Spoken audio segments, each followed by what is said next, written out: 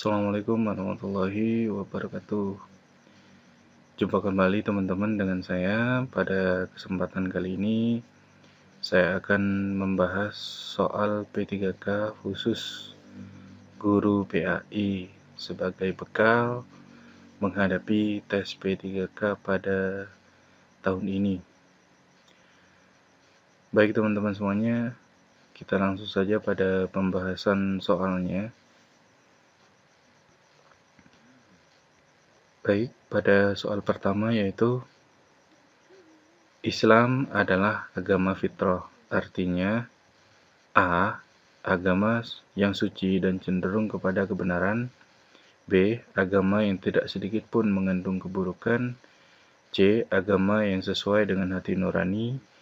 D. Agama yang membawa rahmat isi alam semesta.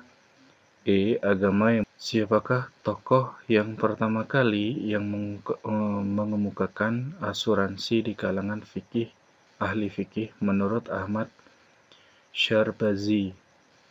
A. Umar bin Abdul Aziz. B. Umar bin Khattab. C. Muhammad Abduh. D. Muhammad Amin bin Umar. E. Muhammad bin Affan.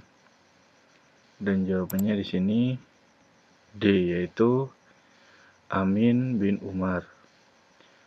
Menurut Syarbazi, orang yang pertama kali berbicara tentang asuransi di kalangan ahli fikih Islam yaitu Muhammad Amin ibnu Umar yang terkenal dengan sebutan Ibnu Abidin al-Dimashqi.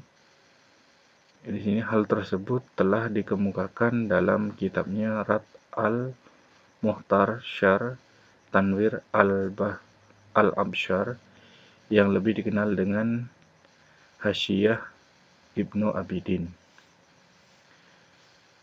Baik ya teman-teman, kita lanjut pada soal berikutnya.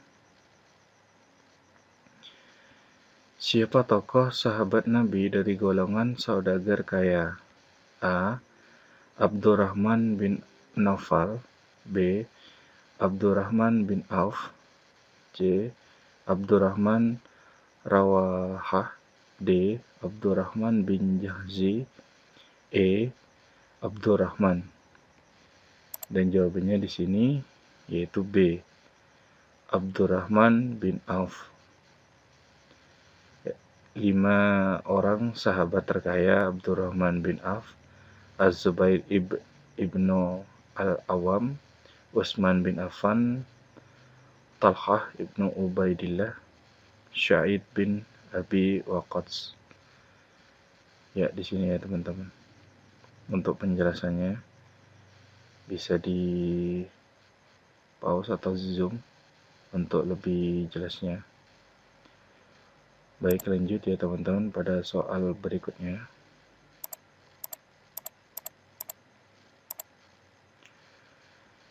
Siapakah sahabat yang pertama kali masuk Islam dari golongan anak-anak? A. Abu Bakar As-Siddiq. B. Ammar bin Yasir. C. Ali bin Abu Muthalib. D. Bilal bin Rabah. E. Ali bin Abu Thalib.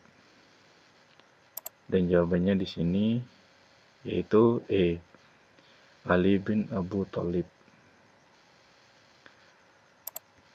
Baik, lanjut pada soal berikutnya. Ilmuwan muslim yang menciptakan algoritma dan aljabar adalah A. Avicenna. B. Ibnu Rushd. C. Al-Khawarizmi. D. Ibnu Khaldun. E. Ibnu Hajar. Dan jawabannya di sini adalah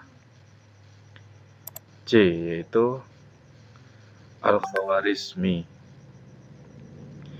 Kata algoritma berasal dari kata nama Abu Ja'far Muhammad ibnu Musa al-Khawarizmi, ilmuwan Persia yang menulis buku Al-Jabar wa Al-Muqabalah, Rule of Restoration and Reductions, terbit 825 Masehi. Ini untuk penjelasannya ya teman-teman. Baik, lanjut.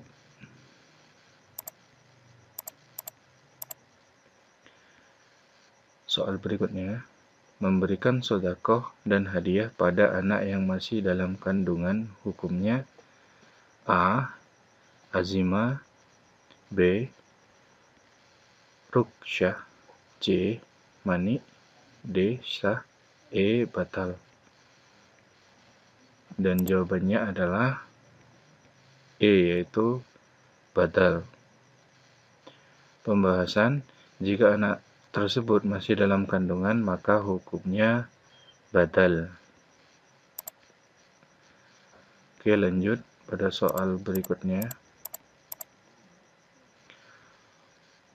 Hukum mengambil barang temuan adalah sunnah apabila A. Diperkirakan akan mubazir jika dibiarkan, B. Diperkirakan akan baik jika dimanfaatkan, C. Khawatir akan diambil dan dimiliki orang lain, D. Bermaksud menyelamatkan karena berada di tempat yang berbahaya, E. Ragu akan kemampuan untuk bisa merawatnya. Dan jawabannya di sini A, yaitu diperkirakan akan membazir jika dibiarkan. Baik, lanjut pada soal selanjutnya. Tokoh Islam Jamaluddin Al-Afghani termasuk seorang pembaharu Islam yang mengungkapkan gagasan tentang A. Islamisasi ilmu pengetahuan, B. Islam dan liberalisasi, C. Pan-Islamisme, D. Postmodernisme, E. Islam akomodatif dan alternatif. Dan jawabannya di sini adalah C, yaitu Islamisme. Jamaluddin Al-Afghani disebut sebagai pembaharu Islam yang mengemukakan gagasan tentang pan-Islamisme. Baik, lanjut pada soal berikutnya. Jalan yang menyampaikan kepada hadis disebut A. Sanad, B. Matan, C. Rawi, D. Rijalul hadis, E. Mustalah hadits. Dan jawabannya di sini adalah A, yaitu sanad. Baik, lanjut pada soal berikutnya. Istilah zihar memiliki arti A. Talak yang diucapkan dengan menyamakan punggung ibunya, B. Talak yang diucapkan 3 kali persyaratan, C. Talak yang dilaksanakan dengan cara sumpah, D. Talak yang dijalankan penangguhan, E. Talak yang dilaksanakan dengan cara paksaan. Dan jawabannya di sini adalah A, yaitu talak yang diucapkan dengan menyamakan punggung ibunya. Pembahasan, zihar adalah suatu ungkapan suami yang mengatakan kepada istrinya, bagiku engkau seperti punggung ibuku, di saat ia hendak mengharamkan istrinya baginya. Secara umum, mayoritas ulama termasuk ulama mazhab yang 4, yaitu Syafi'i, Hanafi, Maliki, dan Hambali, sepakat bahwa perbuatan zihar hukumnya adalah haram, sebab keharaman tersebut sebagaimana keharaman menggauli ibu kandungnya. Yaitu teman-teman untuk pembahasannya. Oke, kita lanjut pada soal berikutnya.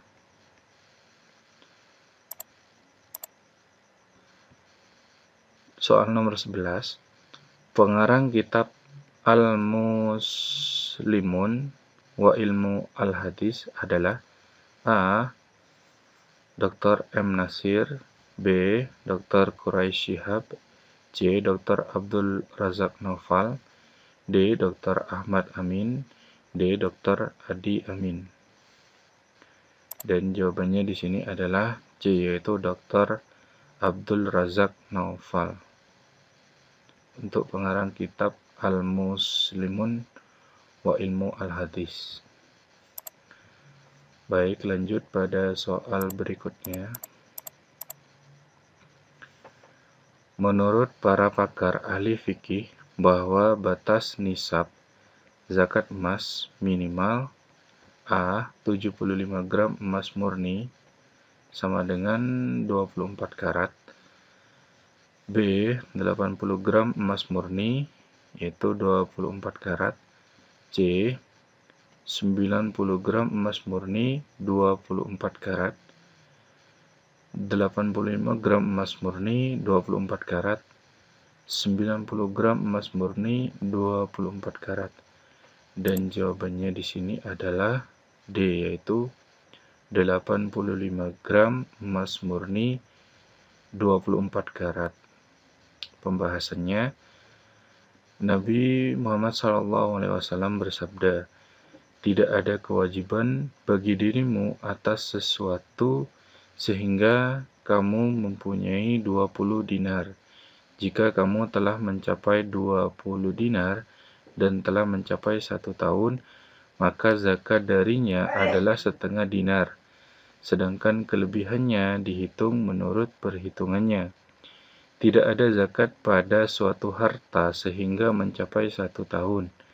1 dinar bernilai 4,25 gram, sehingga 20 dinar sama dengan 85 gram. Wajib mengeluarkan zakatnya sebesar 2,5%-nya. Apabila telah mencapai 1 tahun, jika lebih dari itu, belum kena zakat." Ya, ini untuk penjelasannya. Baik, lanjut pada soal berikutnya. Raja terakhir Samudra Pasai adalah A. Maliku As-Saleh, B. Zainal Abidin, C. Abdurrahman Saleh, D. Merah Sil, E. Syed Ahmad. Dan jawabannya di sini adalah C, yaitu Abdurrahman Saleh. Pembahasan raja terakhir Samudra Pasai itu adalah Abdurrahman Saleh. Baik, lanjut pada soal berikutnya.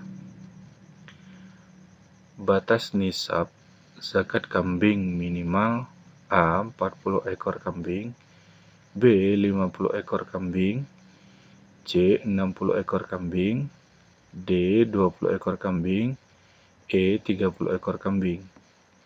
Dan jawabannya di sini adalah A, yaitu 40 ekor kambing. Pembahasannya, tidak ada kewajiban zakat atas kambing kecuali setelah mencapai jumlah 40 ekor. Jika jumlahnya telah mencapai 40 sampai 120 ekor dan sudah sampai masa haulnya, maka zakatnya adalah 1 ekor kambing. Jika setelah mencapai 121 sampai 200 ekor kambing, maka zakatnya adalah 2 ekor kambing. Jika mencapai 201 sampai 300 ekor kambing, maka zakatnya adalah 3 ekor kambing. Selanjutnya, dari jumlah 300 ekor tersebut, maka setiap penambahan 100 ekor zakatnya ditambah 1 ekor kambing. Ini untuk penjelasannya, teman-teman. Lanjut.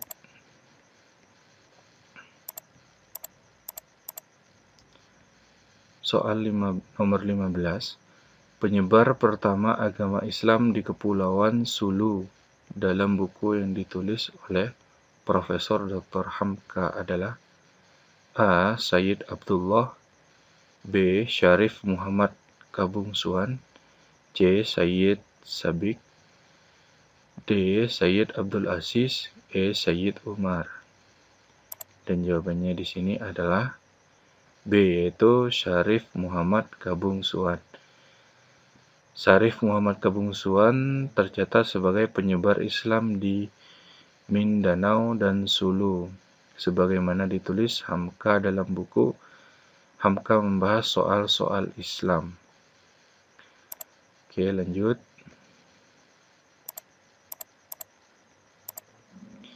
Pengganti wudhu jika ada kondisi tertentu adalah A. Tayamum, B. Sama sekali tak boleh diganti, C. Toharoh, D. Berhadas, E. Mandi. Dan jawabannya adalah A, yaitu tayamum. Oke, lanjut pada soal berikutnya. Tokoh yang menyebarkan agama Islam pertama kali di Cina adalah A. Sa'ad bin Abi Waqqas, B. Syed bin Harith, C. Hasan al-Banna, D. Khalid bin Walid, E. Haidar Ali. Dan kunci jawabannya adalah D, yaitu Khalid bin Walid. Oke, lanjut pada soal berikutnya. Yang merupakan ciri-ciri ayat Makkiyah adalah A. Diturunkan di Madinah sebelum hijrah, B. Mengandung nilai-nilai politik dan ketatanegaraan, C. Dimulai dengan Ya Ayyuhan Nas, pendek-pendek, D. Dimulai dengan Ya Ayyuhallazina Amanu, panjang-panjang, mengandung nilai perjuangan, hukum, kemasyarakatan, dan ketatanegaraan, E. Diturunkan di Makkah setelah hijrah. Dan jawabannya adalah C, yaitu dimulai dengan Ya Ayyuhan Nas, pendek-pendek. Untuk pembahasannya adalah yang dimaksud dengan ayat Makkiyah adalah ayat dalam surat Al-Quran yang diturunkan pada periode Makkah sebelum Rasulullah SAW hijrah ke Madinah. Adapun yang dimaksud dengan ayat Madaniyah adalah ayat dalam surat Al-Quran yang diturunkan pada periode Madinah setelah Rasulullah SAW hijrah ke Yatsrib, Madinah. Berikut adalah sejumlah dari sekian ciri-ciri ayat Makkiyah. Suku kata dalam ayat-ayat cenderung pendek-pendek, banyak dijumpai qasam, amsal, juga tashbih. Kandungannya umumnya berbicara mengenai tauhid, ibadah pada Allah Subhanahu wa Ta'ala, dan larangan syirik. Ayat-ayat Makkiyah umumnya ditunjukkan kepada kaum yang musyrik. Kalimat dalam ayat Makkiyah disebut fasih dan balik. Banyak yang dijumpai lafaz seperti kala dan juga Ya Ayyuhan Nas dan lain sebagainya. Ini untuk pembahasannya. Lanjut pada soal berikutnya. Yang dikenal sebagai tokoh sejarawan Muslim modern yaitu A. Ibnu Battuta, B. Ibnu Rushdi, C. Ibnu Khaldun, D. Al-Waqidi, E. Ibnu Syiri. Dan jawabannya di sini adalah C, yaitu Ibnu Khaldun. Waliuddin Abdurrahman bin Muhammad bin Abi Bakar Muhammad bin Al-Hasan atau dikenal Ibnu Khaldun merupakan seorang sejarawan dan sosiologi Islam yang terkenal di dunia. Ini untuk pembahasannya. Baik, lanjut pada soal berikutnya. Soal nomor 20. Apa judul karya besar Ibnu Sina Avicenna di dalam kedokteran? A. Al-Atibba, B. Qawanin, C. Al-Qawanin, D. Al-Kanun fi Atbi'in, E. Asyibah. Dan jawabannya di sini adalah D, yaitu Al-Kanun fi At-Tibi'i. Ibnu Sina atau Abu Ali Al-Hasain Ibnu Sina di dunia barat dikenal dengan Avicenna. Banyak karya-karyanya yang terkenal. Beliau merupakan ilmuwan muslim di bidang filsafat Islam dan juga ilmu kedokteran yang beberapa di antaranya Asy-Syifa, penyembuhan, Al-Kanun, Fitib, peraturan dalam kedokteran. Al-isyarat wa at-tambihat, isyarat dalam penjelasan. Uyun al-hikmah, mata air hikmah. Oke, lanjut pada soal nomor 21. Yang dimaksud dengan qaulus sahabi adalah A. Perkataan sahabat, B. Perkataan tabi'in, C. Perkataan tabi'in, D. Perkataan mujtahid, E. Perkataan Rasulullah SAW. Dan jawabannya di sini adalah A, yaitu perkataan sahabat. Baik, lanjut pada soal berikutnya. Siapakah yang menulis tafsir Al-Mannar? A. M. Abduh dan Rashid Ridha, B. M. Abduh, C. Al-Tantawi, D. Imam Al-Ghazali, E. Sidi Ghazalbah.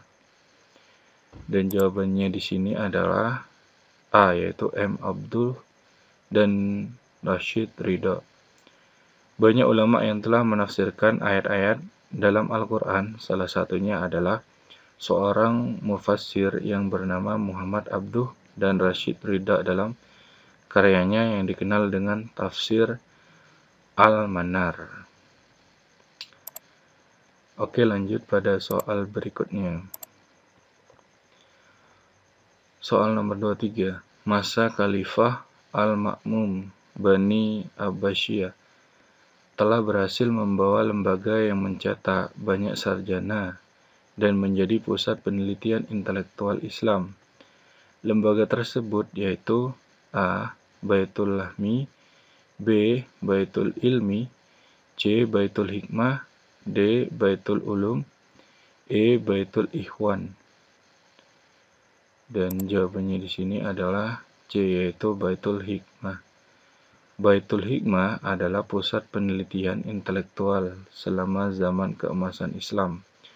Baitul Hikmah didirikan oleh Khalifah Harun ar-Rasyid dan puncaknya di bawah putranya Al-Ma'mun menjadi lembaga formal.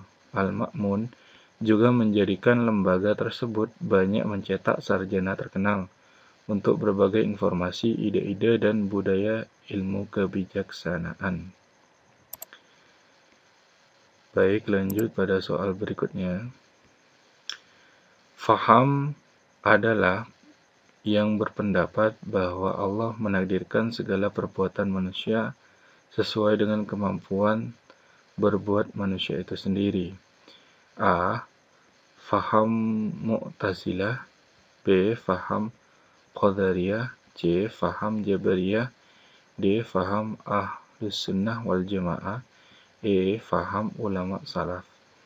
Dan jawabannya di sini adalah D, yaitu faham Ahlus Sunnah wal Jamaah.